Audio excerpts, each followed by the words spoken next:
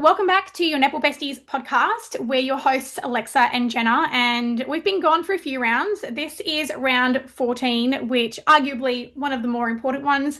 So we have been super busy, unable to just, jump on. There's a lot of editing involved. So anyway, long story short, we are back. This is the time that matters. Jenna and I are going to go through basically the games that just happened on the weekend, round 14, the upcoming games for the semi and major finals, go through some of the, I guess, like quickly touching on major news things that have happened in netball recently.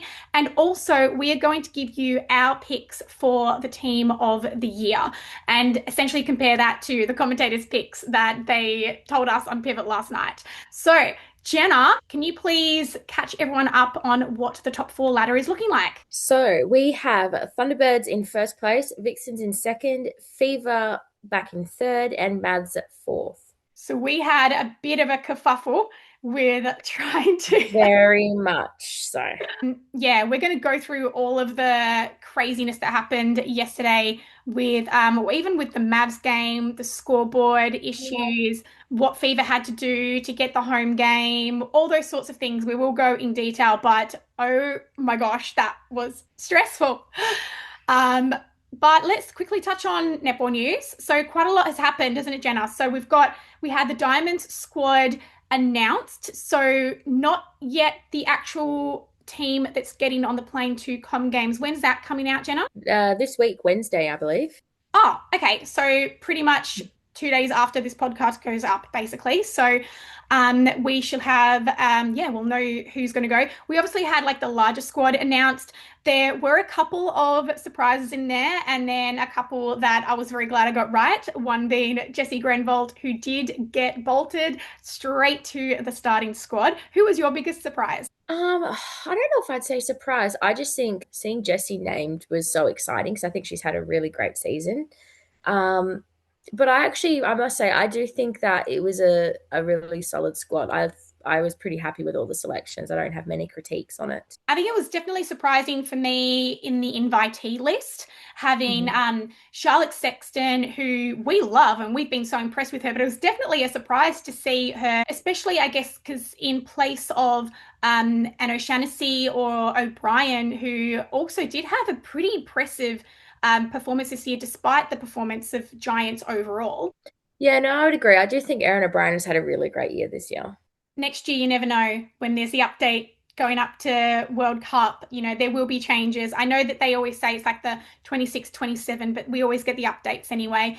But of course, there was also the surprise of Macy Gardner, which I don't think anybody like had on their list, especially she's been injured for a large part of the season. Yes, yes. Now, for some reason, that completely slipped my mind, but yeah, I do. Yeah, I think she was probably, I would say, especially online, she was the biggest surprise for sure. It was funny. I know when I did my prediction video and I predicted Gretel Boetta to be in the Diamond squad, which, I wasn't alone in that. There was a lot of chat around it. Even Stacey Marinkovic was chatting about it. Bianca Chatfield, Maddie Brown, all on Pivot, all talking about will there be a Gretel Boetta return? Obviously, she was in Malaysia doing that season for a few months. But we also saw that video where she'd been training with Stacey, and we did think it was funny. The Backcourt podcast we're talking about my video, and they were just so shocked at the notion that I would put Gretel Boita in my list, which I thought was funny because then Stacey did mention on Pivot as well when after the announcement that it actually was just down to Gretel not being available. So nothing to do with the fact that she wasn't absolutely on their pick list, but it's just down to it's not for everyone right now. Internationals is a huge thing to take on, especially if you have three young kids. Yeah, no, definitely. But I think with Gretel, she's one of those players where I feel like the door's always going to be open for her. If she turned around tomorrow and went, actually, I feel like it'd be heavily considered. So I still think she might come back, but it's very much the door's not shut. 100%. If she wants to come back, they will welcome her with open arms, no doubt whatsoever. Talking about GAs, it's funny when we saw Sophie Dwyer on that list, this had been, I guess, after quite, a tumultuous difficult season for Giants. And since that announcement, she has literally won player of the match 2 weeks in a row. Which good on her. And I think she's really been such a standout in the sense of like making good of a bad situation, you know? Like obviously Giants have not got the results that they've wanted this year, but you know, the fact that, you know, she's still showing up week in and out and putting out some really good performances. There have been games where she's top of the net points. So I think that's something to be proud of. And I'm really curious to see what Giants look like next year and whether or not she stays or if she possibly, you know, goes out and sees what else is out there. Well, touching on that, one of the other big news topics that we need to discuss or touch on is the fact that everyone is going to be off contract at the end of this season, which I cannot even imagine how stressful that is for the players. And it's something that we've talked about privately as well in regards to, I guess, Sue Gordon was on the No Dribble podcast talking about that there's going to be a huge amount of change and how stressful that is. And I guess I was thinking about some of the coaches would probably want to hold on to quite a lot of the structure that they've built. In particular, I would say the Firebirds are a team where it took them a really long time to gel, but they have been looking really, really strong towards the later end of this season. Obviously, too late to have an effect on this season, but if you were the coach, surely you would not want to start from scratch again on working those individuals and the connections when they've only just finally clicked. Yeah, see, I know that they've been saying mass exits, but I feel like I can't see huge changes happening, if any, to little from the top four at all. Maybe one here or there, but a team like Thunderbirds, who are you not re-signing? Vixens, they're very, you know, they've got very loyal players. I don't see them dropping anyone either. Fever, very tight-knit club. Mavs, if their success alone to even get to where they are at finals is a huge achievement. And that was only 1 year together with Jez. So why would you not, you know, we might see Molly Jovic back and things like that. So I don't actually think there'll be much changes with the top of the ladder. I think it'll definitely be something with the bottom of the ladder we see the most. No, I agree. Because obviously Jez inherited that team. It wasn't like Mm, him, the at the front of the decision making, but he has clearly made gold out of this group. And yeah, mm, why would you want to change something that's working? So yeah, I'm with you. I don't think we'll see too many mm, changes. I think perhaps we'll see changes in Giants because they are such a mm. young team, although they have shown a lot of promise and the defensive end, and oh my god, like Jodie Ward, like my goodness. But also, yeah, I think they still have some issues that they need to work with, maybe bringing some more experience in there because there is just the issue of they are just still a very, very young team. So Yeah. I would expect them to actually be looking for a highly experienced GS in that position. That's my expectation. I don't know about any changes anywhere else, maybe even a more highly experienced center. But yeah, not that I don't think Casey Adamson has had like a decent, really impressive impact on the game once she was getting more minutes, but it is just that experience, and we can see obviously how big of a difference that was. And Jane Watson had her moment on the court after announcing her retirement this week, and that was nice. But I would say the only other team that I am expecting changes is going to be Lightning. Yep. Yep. I think if anything, spread a bit of the talent around the comp. Yeah, if anything with Lightning, I wonder if it's even a good idea, you know, spread a bit of the talent around the rest of the comp. Feel like we've said this so much throughout the year. It's almost like there are just too many cooks in the kitchen. There are too many players that are great within their own right, but it's just you don't know who you're listening to almost in regards to leadership or on the court. So I would love to see some players scattered around. Yeah, it's going to be very interesting with Lightning, I guess, because of just how, I guess, just not meeting anyone's expectations, not even their own, I imagine. And like I did a video on, I guess, like what I thought, having been, a long-term Lightning fan and watching the full season. And for me, it was, we've mentioned before multiple times the lack of shooting depth. Like you look at a team like Mavericks or even Swifts, as it turns out, and they have shooting depth for days. Just anyone that they can, and even Thunderbirds, they have players on the bench who you can put on in a pinch, like with no notice, and they can absolutely deliver smash super shots. They look like they've belonged there, like they have been so impressive, and that depth has been monumental, I think, in teams like Mavericks for, in particular, in the different styles they've been able to whip in and change up depending on the defense. Whereas Lightning have really just had the one structure, and it is not even the structure that Lightning style is really used to, that holding shooter who isn't really particularly that athletic and agile when you're comparing to like a Nelson or a Wecky. Like they can kind of just offer a lot more.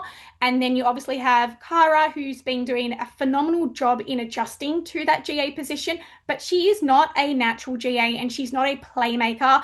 And that's something that I touched on in my video a lot in regards to what the actual secret sauce that has been missing in that team is. You've got a bunch of diamonds, but you don't have the secret sauce that is actually the creative mindset that's setting up and connecting the play in the Yeah. circle. There are moments where if you get two tough defenders, of which you do almost every week, both of the shooters are just not actually giving enough option to ball. And you just see the feeders with like ball in hand. And, you know, if you're over a feeder and you've got 3 seconds to make that decision, what are you doing? You're swinging the ball, you're resetting back, you're trying to find a shooter. And when that is just not actually offering to you, it is very, very stressful. And it's like when the game against Lightning and Firebirds, which was a really obvious standout for me, where Jackson got 10 gains. She had 94 net points. And it was because the feeders just couldn't find a shooter. And then that unfortunately ends up getting marked as their negative net points, their turnover, when really they just had slim pickings when it came to who am I feeding this ball to? And also, it's become such a stagnant circle. You go back and you watch when Steph Fretwell was in there and Kara, it was moving, it was constant. You have players like Shamira Sterling Humphrey coming out there and saying like Kara's so hard because she's just always moving. But in this role, and when you have Wallum, who sort of I feel offers only that one holding option, it really does limit your option when you don't have that movement, especially for the lightning attackers. You're literally sitting there going, who do I pass to?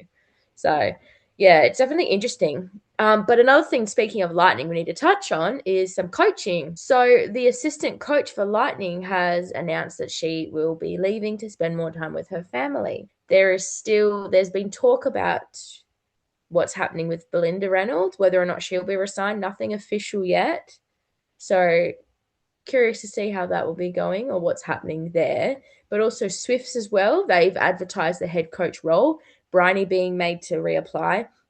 And an interesting thing with that is they have made it, from what I've heard, that they're fast tracking the process so that they have the head coach signed before the contract window opens, which only opens after the grand final, so that they have a say to sign for new players. Oh, okay. That makes more sense as to why they were so like So that's almost why jumped they, the gun. Okay. yeah. So, Okay. and which even when that press announcement came out, it was very much like, oh, okay, you're getting to this first before I get spun out. But that's why it's come out, which I actually think is probably the smartest way to do it. You know, whether or not it is Bryony or Hay, we might imagine seeing someone else, although I still would tip it's probably going to be Bryony. You're still making sure that you have that new coach there or the coach there to be there, the one deciding which players are signing. But it was really intriguing that they're making her reapply at all and opening the position. Yeah, no, I think it definitely took all of us by surprise. We weren't expecting that, particularly as like, you know, Bryony is obviously such a highly Mm. regarded coach, highly experienced, and her team like adore her, have so much respect for her. And you know, a lot of their issues have not been, in my opinion, her doing.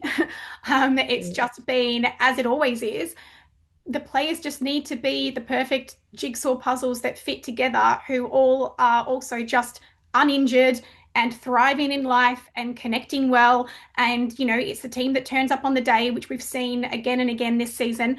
You know, sometimes you think a team looks unbeatable, and then the next week they're, you know, struggling against a team who's in the bottom of the ladder. You know, so it's definitely, yeah, it's like horses for courses, really. So that was definitely, yeah, a shock. But I'm not going to be surprised if she does get her job back. Yeah, I'm almost anticipating that as well. I think she probably will. I think she's still got more to give, and as you said, the players all hold her in a very high regard. So, I'm going to be very busy with all of the netball news announcements, aren't I? oh yeah. Oh, it'll be like last year when it was like three breaking news things a day. Big news also that was announced, which definitely was downplayed by Netball Australia a little bit, was the fact that Suncorp is going to be leaving Super Netball after a 10-year partnership. They've obviously announced this as like a positive opportunity for new sponsors, which, hopefully it is. I don't know, obviously we don't know the details of what that contract was 10 years ago, but netball has definitely grown a lot in that time. So maybe this means that this will actually be a genuinely exciting big opportunity for netball and Netball Australia, Super Netball to get another sponsor on board who has more cash to give because we're a better product now. No, I agree. I think it's yeah, it's definitely intriguing. I think it's like, it's been Suncorp Super Netball, it just rolls off the tongue. So it'll be really exciting. I feel like we're really entering like this new phase of netball as of next year. We're also going to free to wear and all of these things. So we've got some things to look forward to. But yeah, I'm definitely really curious to see who will be the main partner. Will it be another bank? We've been through what? We've had Combank, we've had ANZ. Suncorp, what other banks, can we try to get on board? I've actually got a whole video that I'm doing today, which is like I'm really excited to, where I've like come up with all of the best sponsor options for netball, and I'm putting the vote out to all of the netball fans to so we can essentially decide which one sounds the best. Yeah. Yeah. I mean, you have to take that into consideration. I was very unsure. Was it last year? You know how we have like the Suncorp Super Shot? I think it was the NSL last year. It was the soft and gentle Super Shot. And I don't feel like that rolls off the tongue quite as nicely. Not quite, no. No. And a nice abbreviation like SSN is nice and tidy, something, you know, Yeah, no, just as neat. 100%. I was just thinking like, oh, damn it, all those netballs that I bought as well, like they're all going to be outdated. Well, you never know though. Hold them for a few years and they might grow in value. You never know. Yeah. Oh, and then of course we had Paige Hadley return. That was huge news. What an incredible woman, an incredible athlete. In fact, this round was a round that she just was, it just looked like, she hadn't gone anywhere. She had a phenomenal game despite the loss. She personally had a really, really great game. And it was, I think, the most minutes we've seen her play since her return. Yeah, I think so. And I think, she really is proving that, you can do it all and she's just a superhuman. And I completely, as somebody who doesn't play professional netball but came back to netball only 3 weeks after having their most recent baby, I can't critique her in the slightest. I think, she's great and she's working with all the staff. And yeah, it was good to see her back out on the court, doing what she's doing. It gives me that extra glimmer of hope that certain Steph Fretwell will also make her return next year. Well, speaking of that, though, we did see a nice little picture of her holding a certain dress with a name on it, which you'd Yes, only we wear if you did. were to be playing again. So you never know. Because I mean, it makes sense, doesn't it? If like you're going back to, I think it's like a one or level, isn't it? So it's like below the league below reserves. So still Yeah. obviously very highly competitive. But yeah, of course, if you're getting yourself back into netball fitness to, get back to SSN level next season, like that is the smart thing to do. Yeah, and I mean, everyone's journey to motherhood and postpartum are different. So people do it differently to ease back in. We've seen, people like Paige Hadley determined to get back, sooner. We've seen Emily Mannix take a year off, So everyone's journey back to the court is different. So it's really good to see all the different, options that are available for these mums to get back to doing something that they love doing. Well, that's exactly it, Jenna. It's like I remember my pregnancies were really, really hard. I couldn't exercise at all. I was just bedridden, eating noodles just to survive the nausea. So obviously, Paige had a different experience and was able to stay literally SSN level game fit throughout her pregnancy, which is insanely impressive. But yeah, it is completely different. Every woman's body and journey is just, yeah, you never know what you're going to get. Exactly. And every pregnancy is different. I've had 4 kids now, and my first couple pregnancies, I was like so sick and I couldn't play, and I had some other issues going on. But then with my fourth, I played till I was over 6 months pregnant. All right, well, so let's have a quick chat about the games. So obviously there were the normal four games. We're really only going to chat mostly about the two games that particularly mattered, which is obviously the top four teams and regarding who was going to get that home game between Fever and Mavericks. But let's quickly touch on the first game. I didn't watch this game. I was playing netball. Jenna, you watched this game. T-Birds versus Lightning. Tell us what happened. Thunderbirds just doing what Thunderbirds do. They absolutely played out of their skin. And I feel like if you've said it once, you've said it 100 times. Like, just the form that they are entering into this final series and they've been displaying all year is just next level. It's like a league of their own, and that's very reminiscent of what FIFA was considered last year, and the Thunderbirds are just going from strength to strength. Lightning had no answers. They couldn't figure out the combos. Defense was suffocating. Everyone did their job. I think Kate Heffernan absolutely annihilated it with net points. She finished the game on something like 144 net points, which is insane. And I was really curious whether or not she'd even break Sasha Glasgow's record of 165 net points, which is the most net points ever in a game. But she absolutely had a blinder. And I think like that Thunderbirds team, they to me are probably looking like the strongest premiership contenders right now. Their bookends, every single player on that court just does their job and does it well. Well, they've not really faltered all season. They've had maybe a couple of dips. I think Georgie Hodges had a couple of games where she was around 30 net points, which was so unusual. But, they don't stay there very long. They have had moments, quarters that weren't great, but they are just so good at fixing it. Like that's the key. I've had my biggest gripe with T-Birds has just been that I don't think Lauren Frew gets her flowers. I think she should be getting way more minutes. And I understand obviously getting Kayla Graham out there, getting her minutes, but I don't know. I just think that Frew deserves to be out there and it's all well and good getting the younger players on the court, but what about getting the players who've been there for a few years, like, I don't know, their deserved minutes on the court? I just think that Lauren Free has come from strength to strength season after season. And yeah, I don't know. I just think there's a lot more that we haven't yet to see from her because she hasn't really had the opportunity yet. But I must say as well, I think Tanya Obbs in the most recent weeks as well, she has done such a good job at rotating players, trialing combos now, really, backing other players in. And firstly, what a luxury to be able to do that.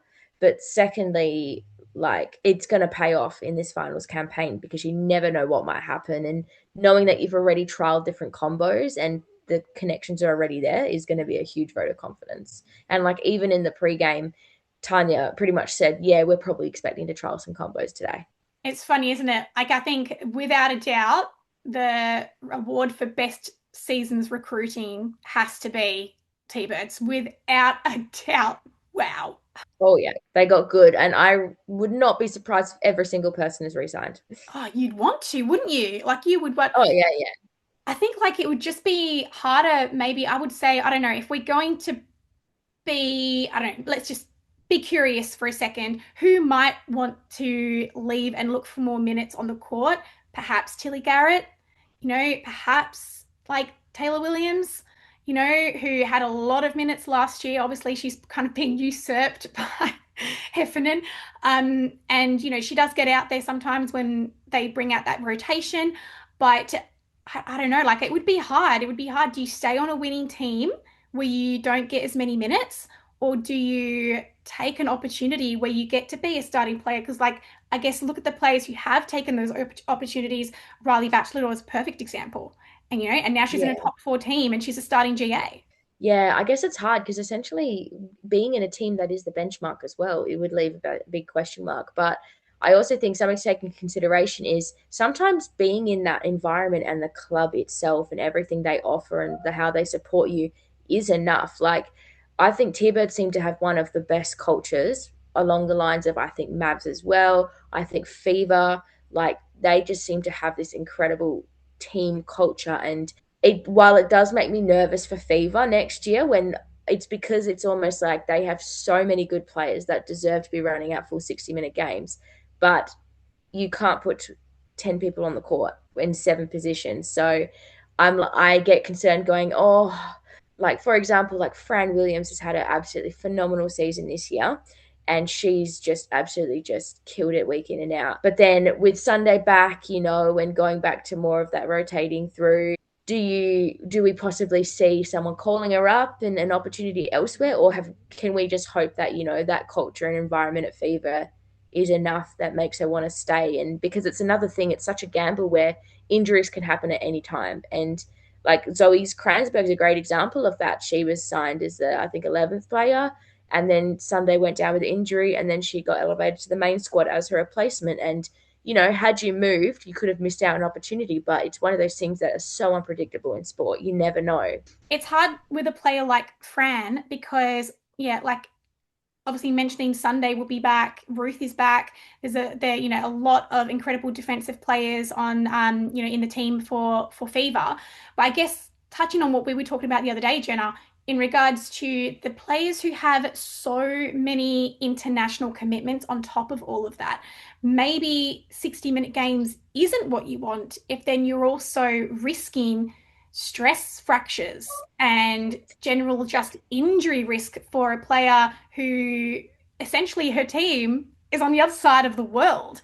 And England had a lot of international commitments. Yeah, that's actually a really valid point. So that would be another thing you'd want to consider. Can I commit to 2 different squads, or do I need to play every single minute of every game? Because I think this is where player management is a really important thing. Like we've seen this year with Helen Houseby suffering a stress back fracture, which is huge and scary within itself. And now she's ruled out of games. And so, yeah, I think, and I couldn't even imagine the stress of going from a preseason straight into international, straight back to club, playing a season, possibly finals, and then you're not getting any downtime. And it will unfortunately get to a point where an injury will happen because your body's so fatigued and Yeah. run down, and you need that time to recover. So yeah, either something needs to change, or that's definitely something to consider when you're picking clubs in that. And it made sense to us when we learned that information about stress fracture as well, didn't it? Because it's like, well, now we know why the start of her season she wasn't as impactful as we're used to seeing her because poor girl was buggered. Oh yeah, yeah, no, definitely. So, and that's another thing is, would you rather be able to take it back a notch, and then when you do play, really be able to excel, or push yourself too hard that you're underperforming? All right, so game two, this was the first of basically the make or break games. So this was Mavericks versus Firebirds, and there was a lot of anticipation in regard to how this would go because Mavericks have been, you know, as we predicted, going from strength to strength week after week and just were literally building, fixing all of the tweaks they were playing around with at the beginning of the season.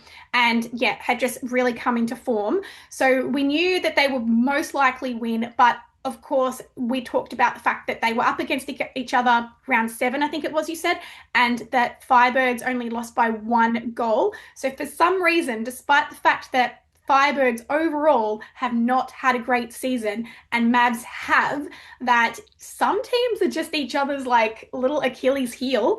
And there's just something about the way one team's strengths just really target and trigger another team's weaknesses.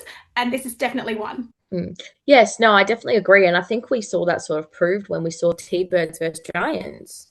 They got really bloody close there. So, but yeah, I think Firebirds have sort of definitely, I especially think I think it's also the Kiwis. I feel like on this back end of the season, they've really like stepped up to it, which is exciting. This is also going to make in a couple of years' time, this is going to make international netball very exciting. Yeah, So, no, I agree. hmm.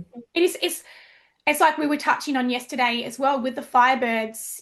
Kiri Wills, she's got that 5-year contract. She's there for a while. She's, getting comfortable and good on her for building this team. It took them a while. Like, we cannot downplay how long it took this team to really solidify. They had injuries. Maddie Gordon was a Yeah. huge loss when she was obviously on the sidelines. We had Mary was really in hot and cold form to the point where we were just begging to see Elsa on the court because she had such an impressive performance against T-Birds that week.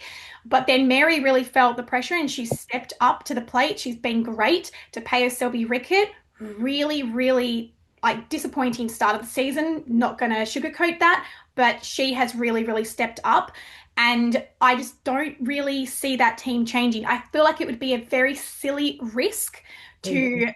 to tear apart a team that's only just finally connecting and playing really well. But this game, I was so impressed with Firebirds. I genuinely was impressed. They put a lot of pressure on the Mavericks. But having said that, I like Mavericks are pretty much like my third favorite team now. I'm pretty much just like adding to all of my lists of just all the teams that I go for, pretty much all of them. But yeah, they were phenomenal. I thought that this was definitely one of the stronger performances that we've seen from Riley Bachelor all season. She had her highest net points. I think she got player of the match for this game. I do think there are still elements where she was left alone by Ruby Bakewell-Doran for a lot of this game. I actually think that if Ruby Bakewell-Doran had stopped double teaming Nelson, which was, in my opinion, pretty ineffective as the height difference between Nelson and Ruby's quite considerable, and it wasn't really affecting her ability to get the ball or her strong back and front holds.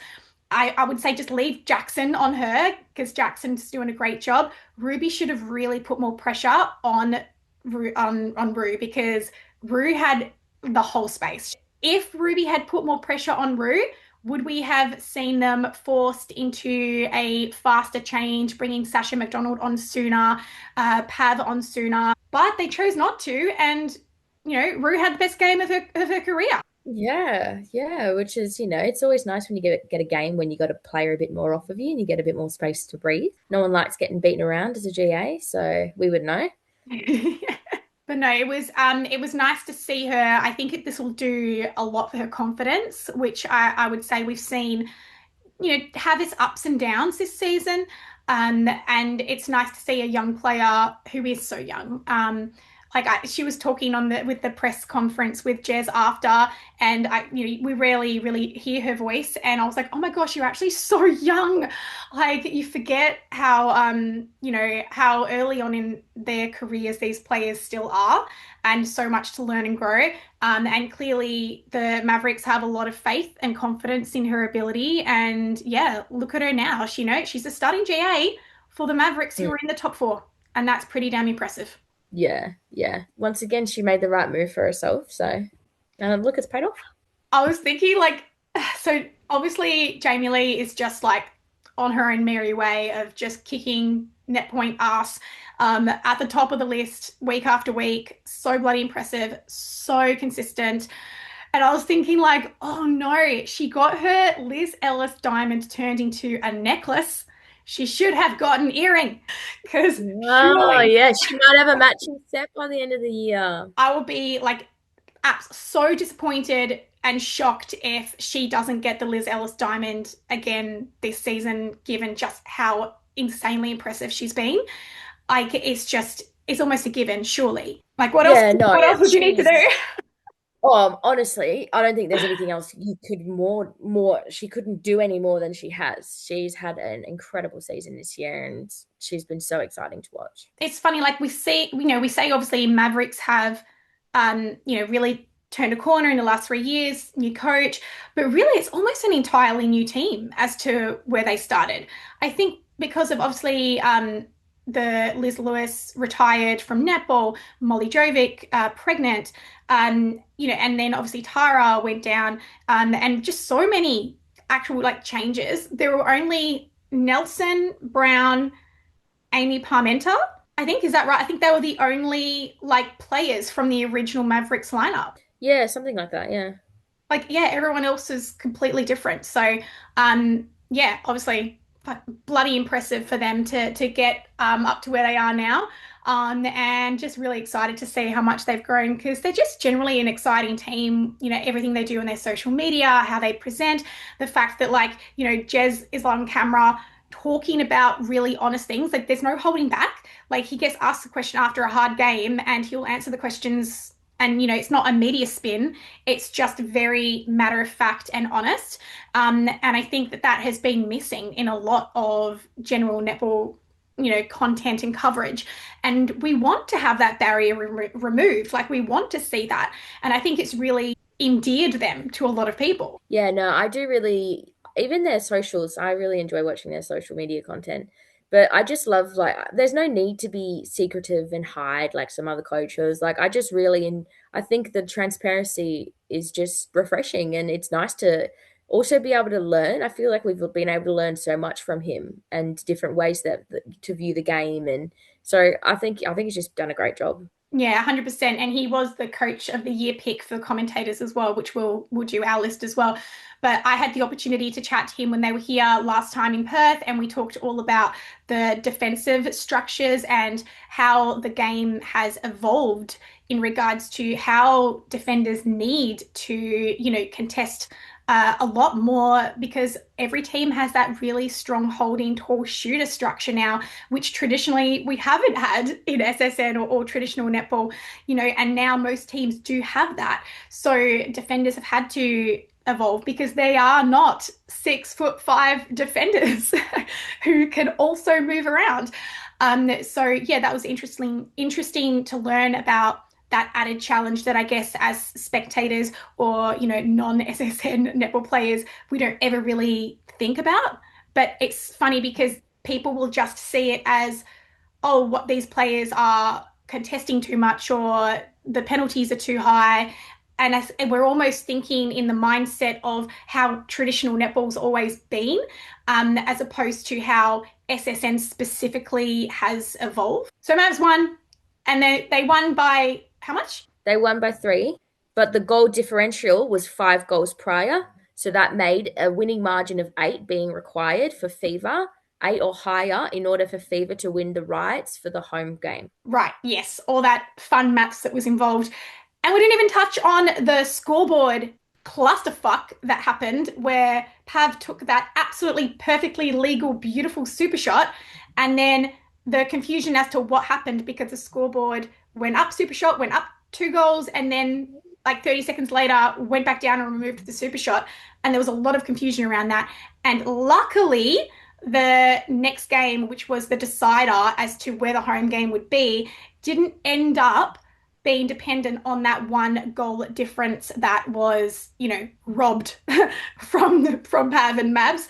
The score definitely should have been 61, but luckily it didn't end up being like the deciding factor. But let's talk about the next game. So Sunday morning was Vixens versus Fever. Now these are two teams who, although both in the top 4, I would say, there's no pussyfooting around it. Neither have been in consistent top 4 form for the last few rounds.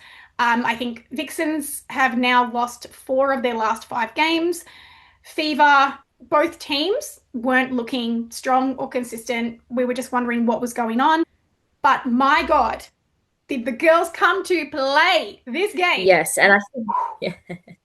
I think as well, like as soon as that Mavs game finished, I think that it was the Fever socials that put up a post saying, "We know what we need to do." And I thought, yeah, you do. But I think every person in WA held their breath, going, "Okay, like, can they do it?" But like, oh my God, right out of the gate, Fever were hungry, and it's almost just begs the question: where have this Fever been? This is the Fever we know. Where has this been from them? It's still there, and they continued. And I remember after each quarter, I was like, all right, 1 quarter down, 3 to go. And then they built such a substantial lead. And then we're getting to the end of the 4th quarter. And then with some super shots coming, everyone's going, and we're watching the score go 9-8-7. And then what was it? Dying moments. And then That last Sasha goal, yeah. pass was, yeah, Sasha's pass was just too short. Rudy Ellis got it. And I thought, oh my God, the score's at 7. Romelda And then nearly we gave me a finally, heart attack. Romelda nearly yeah. gave me a heart attack because do you know how she passed out and then she got the ball back and I Yeah, was I'm looking at the clock and going, I oh my was God, like, oh my God.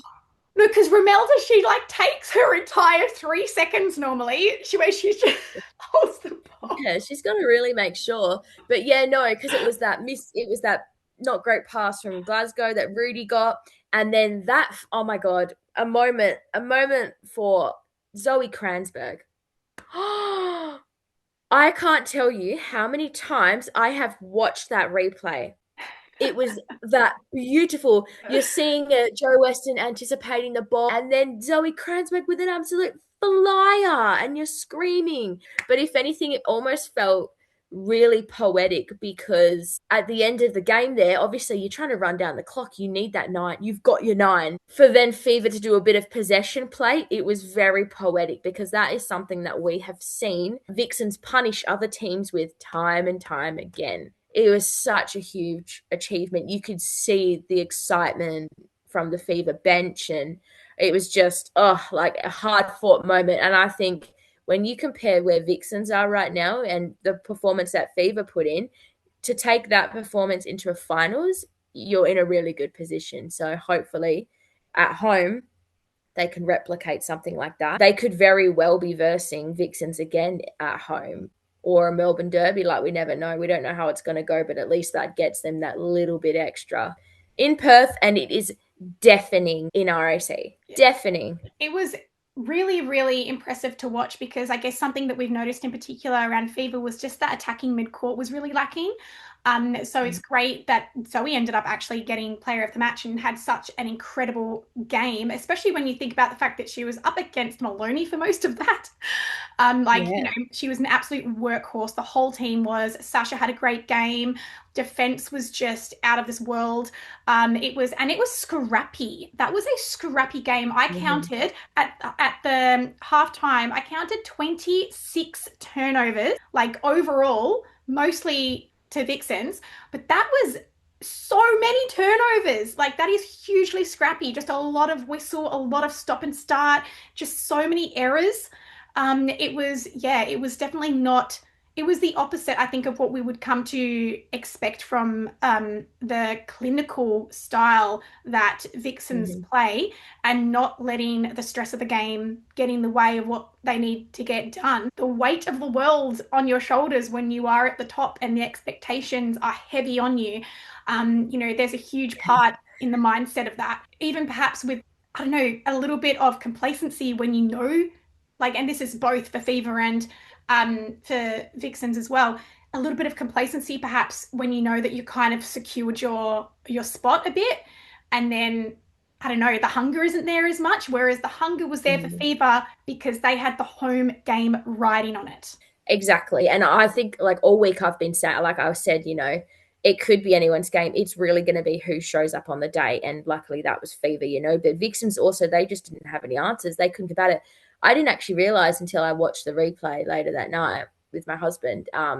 But Maloney got moved out of centre as well into wing D, which I feel like we've not seen that in ages. Well, So we saw her go to the wing fact that wing A, didn't we? yeah, so when she was wing D, I thought, oh, okay, you're trying to shut Alice down, and Zoe's had such a good job. That's something I definitely noticed as well for Fever, and it's been an issue for them. Was no one coming forward? There's no options, no one's punching through, but it felt like there was always two options to the ball. There's always someone punching through. And some of those hits that we saw them cop too kept things very interesting. There were a few calls. I mean, as with every game, there were a few calls that were, Yeah. like, oh, okay, like that Oh, first yeah. one where like it ended up being like the Vixen's baseline throw in when you had Rudy trying to chase it down. What? Yeah. Yeah, that was interesting to hear the commentators go, oh, surely that was something. It was Yeah, really, I think that was one where Alice got it like smacked over her head. But yeah, really interesting. But you know what? I think we did see it as well in the start of the game. Like Rudy and Romelda Aiken George really sort of going at it. And you could see Romelda was not having a bar of it and her frustrations were showing. But that's where I feel like experience came into play because by the time she got to the second quarter, she sort of snapped out of it and thought, all right, how can I combat this? And then she went for more of the split to get closer and that really helped her there because that was one of my worries is you never want to see they're doing it to be a pest and to get in your head. And the fact that she thought, all right, how can I combat this? And then she ended up, we saw Rudy to the bench. So it it's so worked. But it's it ties into like that pet peeve that like I it's just the hill that I will die on, which is like how umpires will call so many offensive contacts on shooters when their arm is just there. Like, like especially in that game, like we saw a few in the game before, the Mavs and Firebirds, where both teams just copped defensive contact. So I'm like, what do you mean? They're literally just holding and releasing or rolling off. Like their arm is attached to their body. Mm. It's just there. Like there's no real advantage. In my mind, there is no actual real advantage for an attacker physically pushing off a defender because you've already accelerated in the direction that you want to release into. Like there's no added benefit. But what gripes me the most is like, so Rudy and Romeldo kept getting like offensive contacts. Rudy was like all over her. Like the defenders push, push, push. Like, and the shooters are just trying to stay upstanding. Like, they're like core strength in, feet grounded, don't get knocked over. And then as soon as they like release into space, it's like offensive contact. I'm like, oh. Yeah, there are a couple times that, well, my favorite one was the arms being held down, and then the shooter's literally lifting their arm up to shake them off, and then they throw themselves back, and then it's offensive contact, and you're like, Yeah, the good old but defender flop. Yeah. yeah, but that's defenders. Hey, what can you do? Yeah, well, you do both, so I do both, yes. But yeah, we also did see Garvin get called for a couple of offensive contacts. You know what? Speaking of netball gripes, my netball gripe, even as a shooter, I can't stand when I see a shooter go under a defender that has distance with arms up and then push them off their mark and not get called for contact. when did that That happen? is, it happened a couple times in the game, but it's something that happens like constantly, Yeah. especially You mean with like when they Garvin and step X. forward? So when the defenders are up and the shooter's got it, the other shooter goes under the defender's arms and stands in front of them and then pushes them back off the mark and essentially contacts them. Yeah, if they're pushing, But that's definitely contact, but you are allowed to stand there because you're allowed to yeah, contest. standing, but it's Yeah. when they stand there and then they start pushing them back and then they throw them off their mark. Yeah, yeah, yeah, And yeah. then the defender gets cold contact, but the defender actually had the space first. It's That's definitely my a rule as a biggest. shooter that I care nothing about.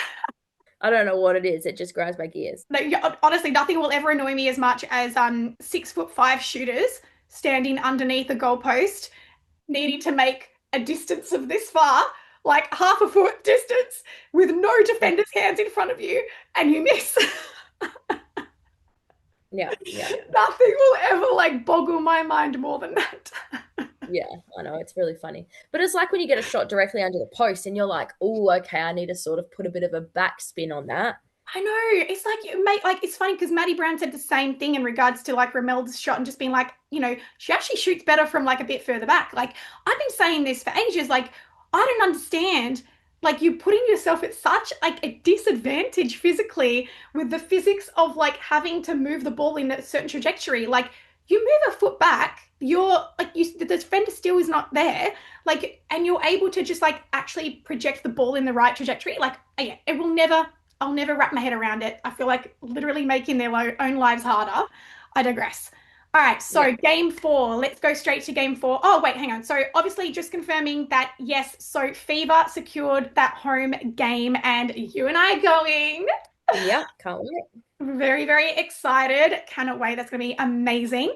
I know Mavs will be like a bit miffed because, like, how funny was that video of Jay and Kate talking when Kate was like in like commentator mode as well? And she was like, "Oh, Vixens always let us down. Every time we need you guys to win for like a placement on the ladder, you guys always let us That was so funny. I love their banter. That was so down." funny. But you know what? She was right. Like jinxed it. Yeah, Oh my gosh. Because I honestly, I wasn't confident. Like, if I'm honest, I wasn't confident. I didn't know what we were going to get. So I was very happily pleased and yeah, happily surprised that Fever just came out absolutely firing and secured that home game for us because for fully selfish reasons, we wanted to go and see it. exactly. Yeah. So game four, which was Swifts versus Giants. Now, this was, obviously both teams, like similar to game one, it didn't have any real bearings on what was going to happen for, further on in the semifinals. But, it was actually ended up being a really amazing game. It was super tight. Giants absolutely brought it and they got their first win on the back of Sophie Dwyer just having an incredible performance 2 weeks in a row. She got MVP, most valuable player for the second time. And last week as well, she got MVP when they weren't even the winning team, which is doubly impressive.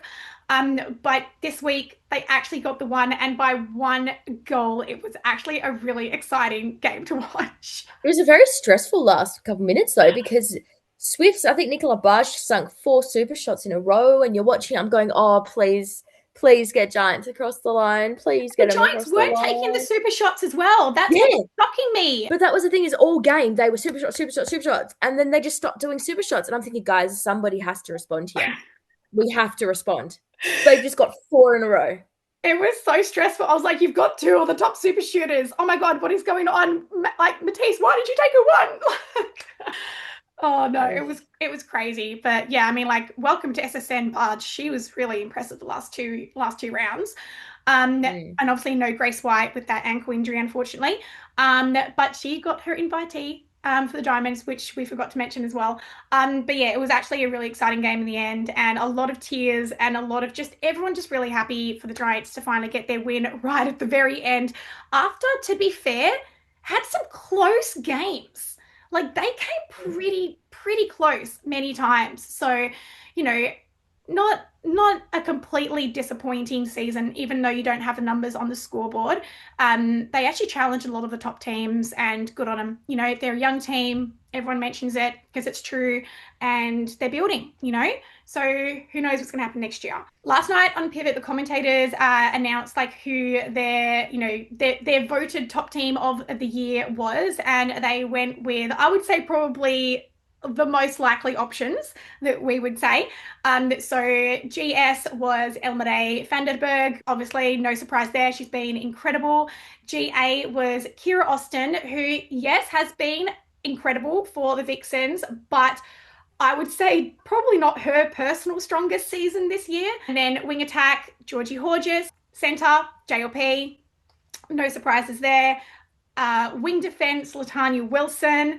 Goal defense, Joe Weston. And goalkeeper, no surprise, Shamira Sterling Humphrey. So I would say there weren't any shockers in their picks, but I am going to do my team and then Jenna's going to do her team and essentially just point out any differences that we have. So I am actually, yeah, I'm going to give GA to Fru because I think if Fru had had 60-minute games, that she would have had the opportunity to really shine, especially with that connection with Elmade. In particular, when you have that different structure, whereas Vixens, like they share it a lot.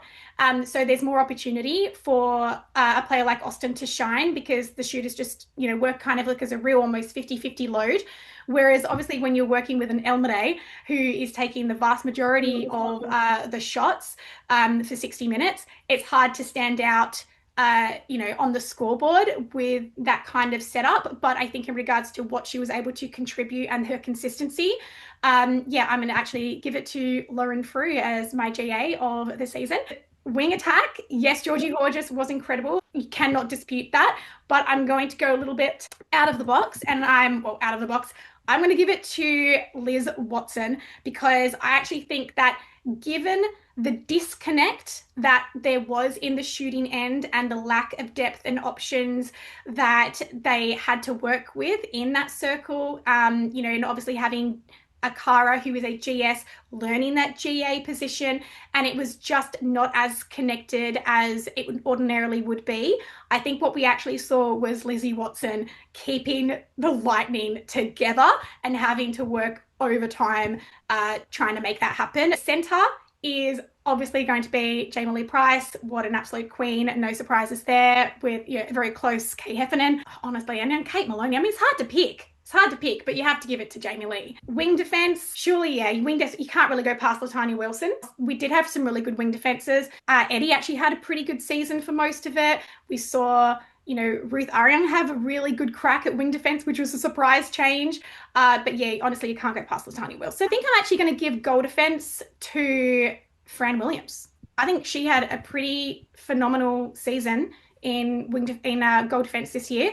So I'm going to give it to Fran.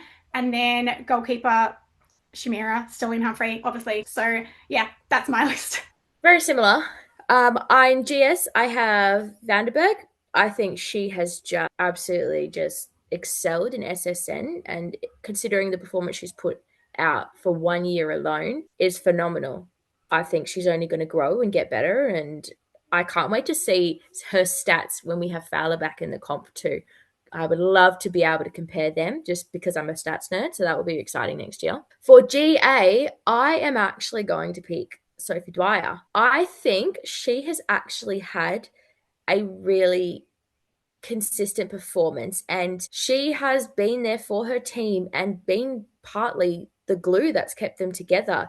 And a really interesting thing as well, I know that the commentators picked Kira Austin, but interesting enough, Kira Austin is currently on 847 net points. Sophie Dwyer's on 819. So she's actually had a pretty good consistent season, and she's around the same as one of a top four teams. So I think she deserves her flowers, and I think she has really stood up in moments that she's needed to, and I all credit to her for that. Wing attack, I am gonna go with the basics and say Georgie Horges because she's just consistent. While she has had probably a couple quiet games, I'm gonna go with her.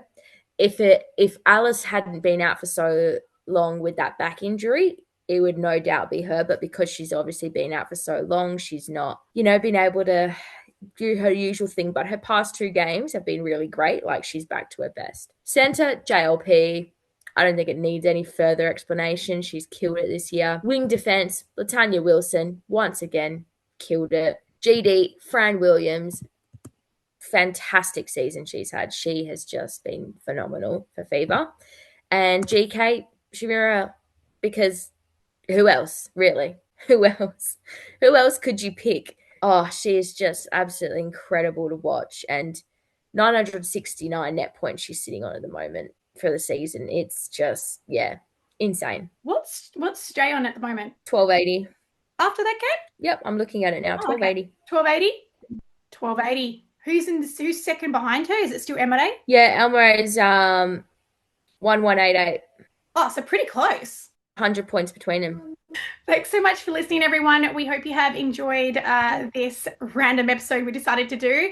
Hope that, you get to watch the grand final along with us. We are very, very excited, and head along to a grand final watch party in Melbourne or Perth. If you can't be there in person, you can get the tickets on my Instagram.